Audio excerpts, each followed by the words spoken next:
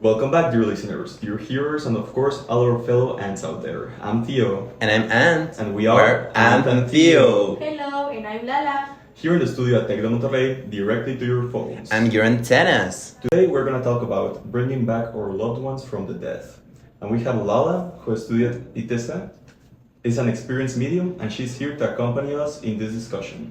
Thank you, Hugh, for permitting me this space to talk about these taboo topics. We read an article the other day in which they were talking about using AI to simulate conversation with your deceased loved ones, either through text or voice. But some people are worried about the psychological and ethical implications of this. Yeah, this isn't any Black Mirror episode anymore. The AI zombies are here, and surely they are terrorizing some fellow ants out there. It is funny you mentioned zombies because I already have worked with some in the past. Thankfully, none of those came back. That's what the government wants you to believe. That's so insane. You should tell us all about that later. But first, Lala, could you tell us more about you? What do you do? How you got here? Well, first of all, my real name is Angela, but in my job they refer me as Lala. I'm 26 and I'm a computation engineer, and I have had paranormal experiences since I was 3 years old. When I was 15, I decided to study more about more people's ability to see dead people, and I discovered that there are just a few gifts in the world. So I've been working as a medium for 10 years now, and I have helped a lot of families to free them from past lives, bad karma, bad entities, energetic vampires, portals, etc. This is a pleasure for me to be here, so thank you, Aunt and Theo, for bringing me this channel to talk more about this stigmatized discipline, who usually scares people, or by persons who want to profit of others' more profound problems, used as a name in the name of medium to hurt. Would you say that mediums are very antagonized? Yeah, I could say that.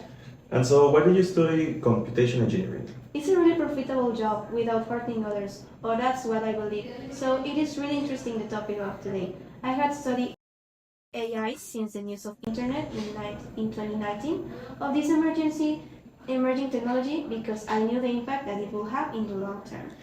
Now, after that amazing introduction, going back on talking about AI having conversation with people simulating their deceased loved ones, tell us, Lala, what can you know about these AI zombies? It is something really interesting, but also sad because people have no idea of the impact this has on their loved ones in the other planes away of this material world. You know, a few years ago, this seemed like a really distant technology, and I believe this warrants some precaution. I believe that it is natural for people to want to talk to their loved ones, but I don't know if this would help the grieving process or really just fit into some fantasy of not letting people go.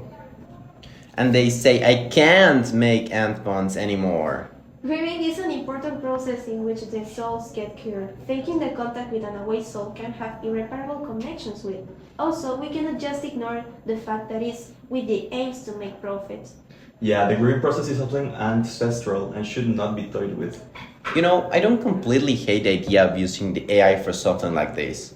Now, hear me out before you say something. Yeah, it's kinda immoral to toy with that. Just a whim of someone in grief, I'd rather to use these technologies as a way to transcend death. Some kind of reincarnation inside a digital world where people can exist without worrying about a paycheck. Even better, a world without taxes.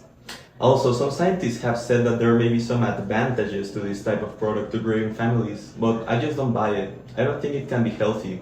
I think it's also important to mention that it could be seen by some as a blatant cash grab, profiting off of people's grief. People nowadays only profit from grief. I mean, come on. They even raise the price of Cheetos. Cashing in on sadness to just some plus and... I had an experience with a client who asked that ChatGPT to talk with his deceased wife because they had a fight before she died. When I connect with that woman, Carly was her name, I had a big problem understanding her. That was so weird, and I discovered that it was because of the intervention of AI and codes. So all this information about AI zombies comes from this article that cites a bunch of different programs and organizations that are currently working on this kind of product. Some of them include Replica, YOB, and Eternos. So, in general, we have some conflicting ideas about this. We think that it's a very serious topic that will definitely be significant in the near future. Some think that this is a good future for grieving rituals, while some think these practices are predatory and unhelpful. So, dear smart fellas and fart smellas, we arrived at the end of our journey, from AI spirits to crazy mediums. Yeah, the future's here, and I gotta say, it's kinda creepy. Whether it's comforting or a way to cash with grief, we think some things should be left as they are. It's clear, just because something can mimic presence doesn't mean it connects to the soul. There's a big difference between energy and code, and I should know it better. Facts. But hey, we're not saying burn all your drives and files, but maybe think twice before giving your digital twin permission to haunt your nephew. Seriously though, thank you all for listening. Whether you came to the tech talk or for the spiritual, we hope you leave with something new. And we know you probably wanted more of our banter, but you will have to join us next week for more pleasant commentary. See you all next time, where we will interview a real ant. Until next time, stay curious, stay connected, stay ants. And if someone messages you from the afterlife, be prepared, because it might just be your actual grandma. At least check if it's not just ChatGPT charging you $9.99 an hour. Still cheaper than my ex. Catch you next time on Ant and Theo.